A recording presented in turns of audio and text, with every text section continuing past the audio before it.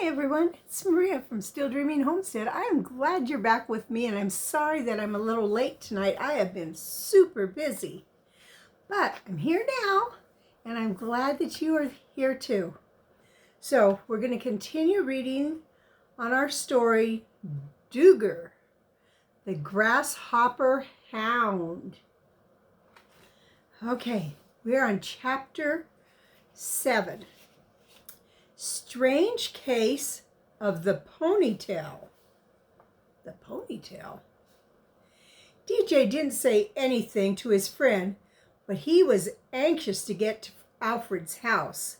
When the boys clumped up the high stairs and opened the door, Alfred called, "Hi, Mom, I'm home."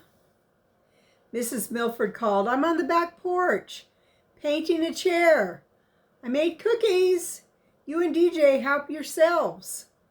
When the boys had settled in the breakfast nook with a glass of milk apiece and 6 chocolate chip cookies, DJ couldn't wait any longer to ask something he really didn't want to. "Wonder where your little brother is." Probably playing in his room. Sure plays quietly. Maybe he's reading.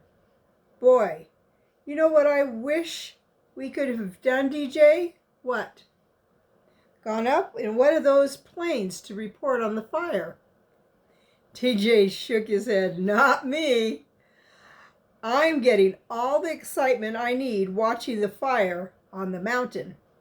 Alfred got up and walked to the window. Looks like a bad one, all right. Turn the heater on me. It's a little cold tonight.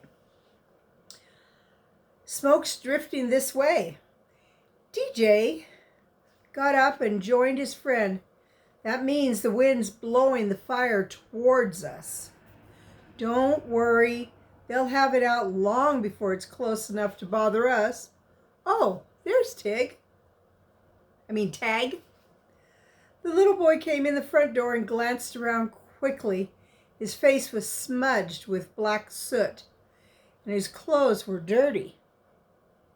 Alfred set a glass of milk on the table and walked over to Tag. "Hey, where have you been to get so filthy?" Tag glanced nervously around. "Where's Mom?" "On the back porch. Why?" "You need a spanking for getting so dirty?" "No," the little boy said. "Think I'll take a bath." He started down the hallway.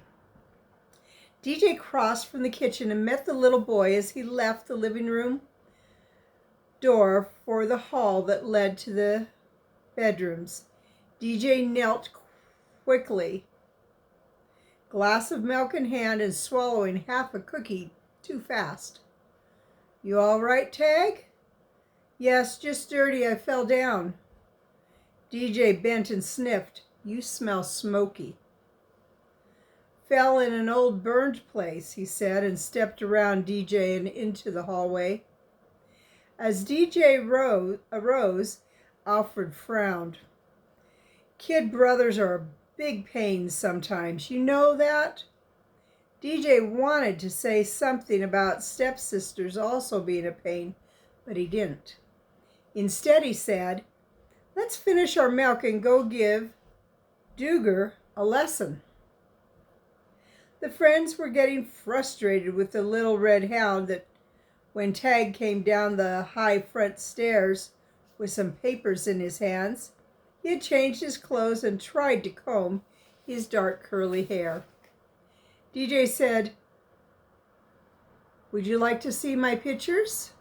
Alfred spoke quickly. "Not now, Tag. Can't you see DJ's helping me with this hound?" The little boy stood silently with a look of disappointment on his face. DJ left the hound and went to sit at the bottom step.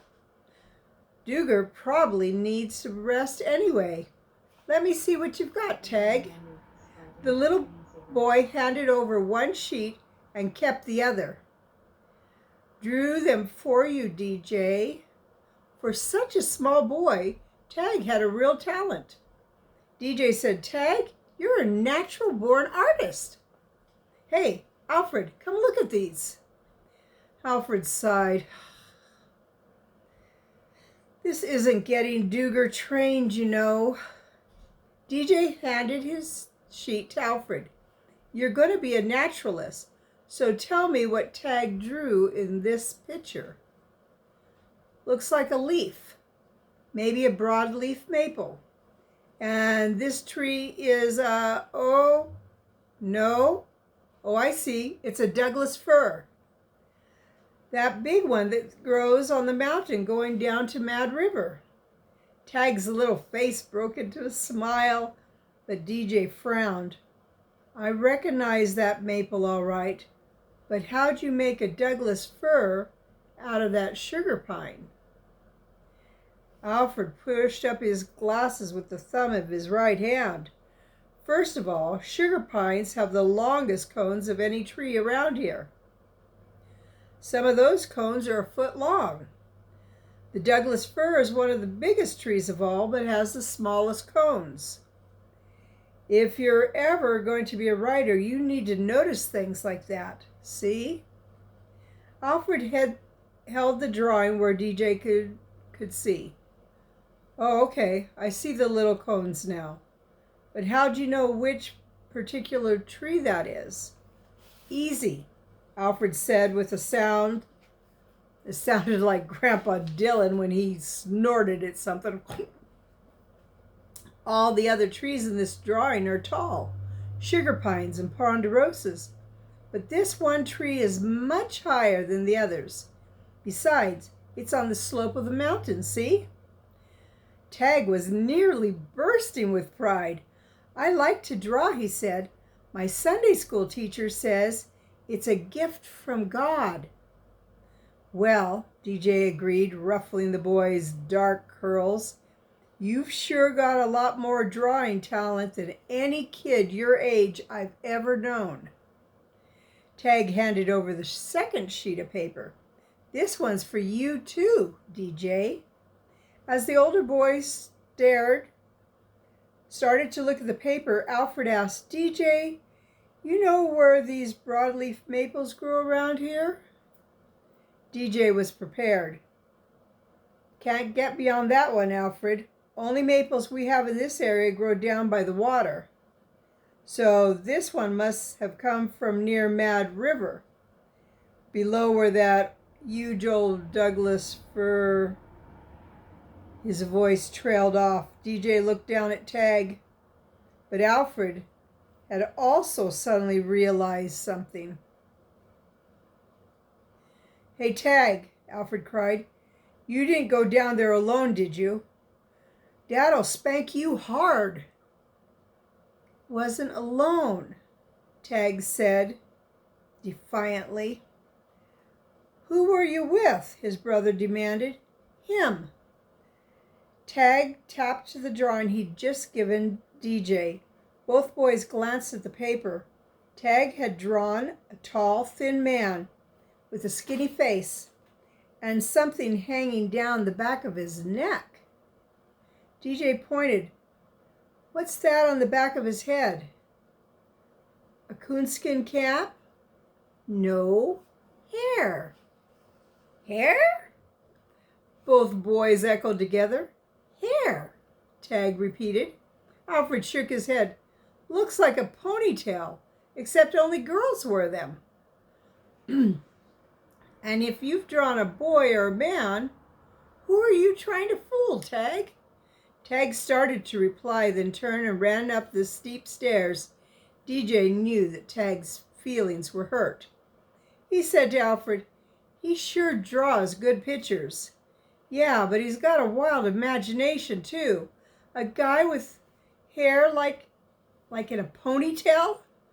We don't know anybody like that, do we?" DJ shook his head. "No, sure don't. But how could Tag be so good at drawing everything else so well and make a mistake like that on the hair?" Don't know, Alfred answered, and I don't think it matters. Let's get back to training this hound. Two Mom was sitting at the table when DJ walked in at dusk after feeding Hero outside. DJ, she said firmly, I know you're used to coming and going pretty much as you please, but I don't like not knowing where you are. DJ walked over to wash his hands in the sink. Everybody does it. Don't wash in the kitchen, use the bathroom. She spoke a little firmly, and DJ turned in surprise. She continued, I know many logging families are less strict than I am about letting their boys roam these mountains. But DJ, I have to say, I don't think I can allow that. DJ was surprised at the words that sprang to his lips. He started to say, you can't make me, but he didn't because he would have sounded just like Pris with Dad. Instead, DJ said, my mother always let me go by myself, even when I wasn't much bigger than Alfred's little brother. And Tag goes lots of places alone too, and his mother doesn't fuss about it. Nevertheless, DJ, I must ask you to give me an idea of where you're going, with whom, and when you will return. DJ felt a little resentment starting to rise inside himself. My mom used to say that she knew the good Lord would take care of me if I was careful. I do not wish to discuss what your mother said. Two Mom's voice had risen slightly and her face was a little flushed, means a little bit red. I just want you to do what I do for you. Each of us just let each other know where we are and when we'll be back. Priscilla and I have always done that. Is that too much to ask of you? DJ thought a moment. Well, what was it Mrs. Stagg had said about patience? Well, he said slowly, I guess it'd be okay. As long as you don't try to stop me. He turned to head for the bathroom, but Two Mom's voice stopped him. DJ, there's one more thing. I have no quarrel with the way your mother raised you. She was a good Christian sister. But I'm not her. I'm me. And if I don't like where you say you're going or the friends you're going with, then I will not let you go. DJ blinked. He couldn't believe what he was hearing. My dad will let me, he said quietly. No, DJ, you're mistaken. He and I have agreed that there will be no division in this house. We are a new family, but we are one in the Lord. It's no longer a case of you being Sam's child and Pris's being mine. We are parents to both of you, and as parents, we expect common courtesy and fairness. The boy hesitated for a long moment, fighting the feelings that were inside him. He didn't know what to say, and he was a little afraid he would say something wrong if he wasn't very careful. Wordlessly, he went down the hallway, past the bathroom, and into his own room. He was relieved to see that Pris hadn't touched his papers again. He heaved a sigh of relief when he heard her door across the hallway. DJ turned. His stepsister's eyes were red. She scowled at him. DJ Dillon, I hate you. What'd I do? You got me spanked. If you mean you got whacked because you messed with my papers twice, coming into my room after you were told not to, you can't blame me for that. I do blame you, the 9-year-old said through lips tightly pressed together. And I'll get even. The boy smiled. Now what could you possibly do to me? You'll find out. Pris stuck out her tongue. at him and withdrew to her room, slamming the door. Slowly the boy turned into his room and closed the door. He looked around.